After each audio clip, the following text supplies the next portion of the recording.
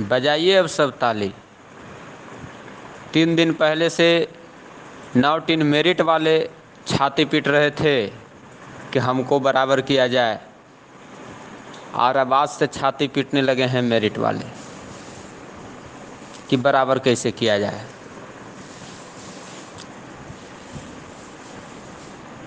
वाह, कथन सत्य है कि आखिर एक नेता के आगे पीछे एक आईएएस क्यों होता है?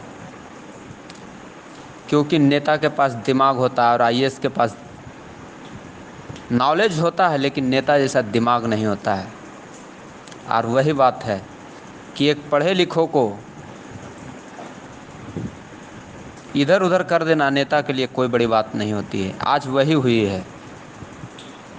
हम सभी लोग मुद्दा से भटक गए हैं। हम सारे लोग मुद्दा से भटक गए हैं। मेरिट वाले छाती पीटने में अब लगे हुए हैं। लगता है वो अपने घर से लोगों को जॉब दे रहे हैं। अरे मैं तो जब मेरिट और नॉट इन मेरिट का मैं एडमिट कार्ड तो ग्रुप में भेजा हूँ।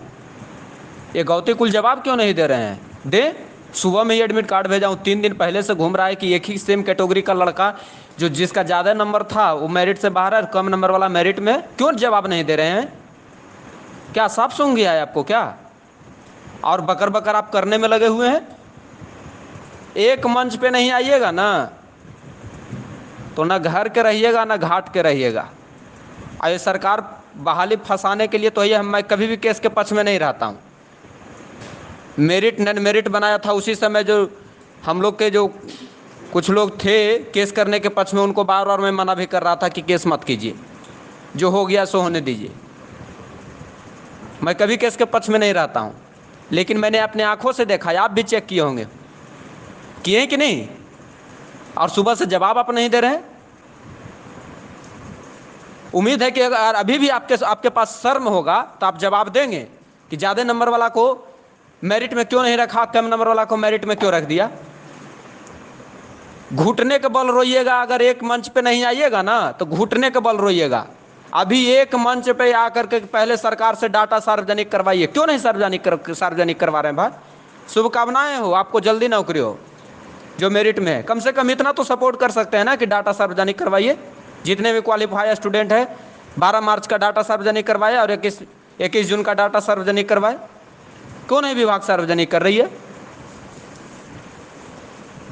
लेकिन आप लोग समझ नहीं रहे। अरे मैं अभी भी दावे के साथ कहता हूं कि रिजल्ट सीट से कम है।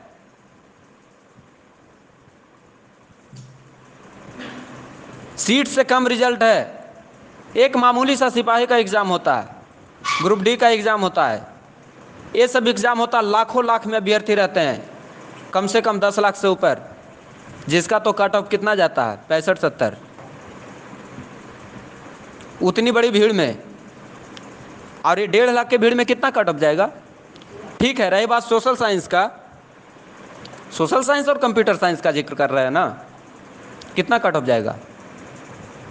60,000 अभ्यर्थी परीक्षा दिए हैं, 5,000 सीट भी है, कितना कट ऑफ जाएगा?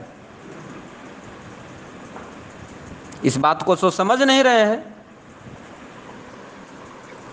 और आप लोग चिल्ला रहे हैं मेरिट मेरिट। ऐसा बात नहीं है कि मेरिट में मेरा नाम नहीं है इसलिए मैं बोल रहा हूँ।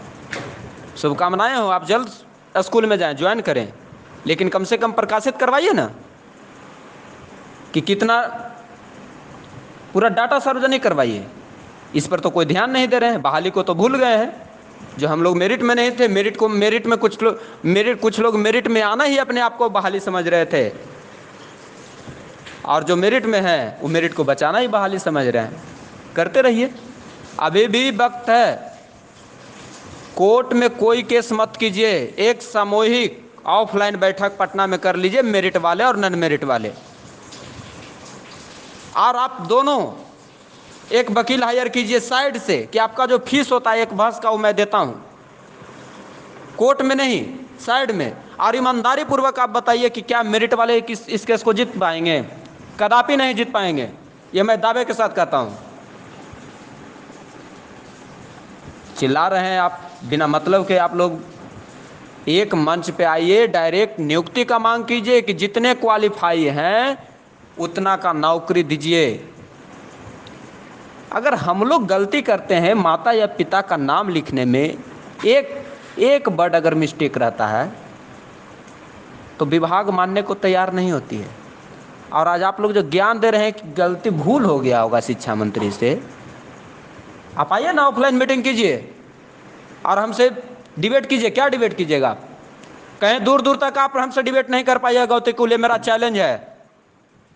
अब हम तुम्हारे खिलाफ आ गए हैं, पूर्ण रूप से आपके खिलाफ आ गए हैं। सॉरी, मैं किसी को आकार मार के नहीं बोलता हूँ, मिस्टेक हो गया, लेकिन आपसे हम डिबेट करने को तैयार हैं।